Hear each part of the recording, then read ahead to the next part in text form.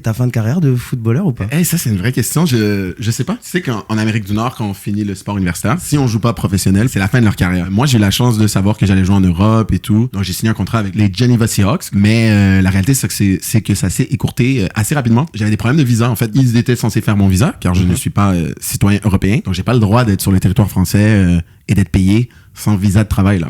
Et j'ai surtout pas le droit d'être là plus de 90 jours. Et moi, j'ai quand même des aspirations médias, il y a des trucs que j'avais signés. Comme je suis auto-entrepreneur, j'ai le droit de travailler en Europe tant que c'est payé, on me paye au Canada. Mais mon point est que j'avais déjà signé des contrats de médias. Il fallait donc que je garde mes 90 jours où j'ai le droit d'être sur le territoire dans les prochains mois. Plus je restais à Genève sans visa, plus je me limitais dans ma carrière post-football. Et à un moment donné, on est arrivé devant un mur. Là, j'ai dit, soit vous me donnez mon visa, soit c'est terminé. Là. Et puis, quand j'ai vu que le visa arrivait pas, à un moment donné, on a arrêté tout ça à l'amiable. Et donc, je remets ma question. Oui, moi, je veux savoir, est-ce qu'on a vu la fin de Nick sous un casque? J'espère pas. Pour être transparent, je repars de Paris là après-demain pour les camps de sélection finale de Team Canada Flag Football pour faire l'équipe canadienne de flag football qui irait jouer au championnat américain pour ensuite éventuellement jouer aux Olympiques là.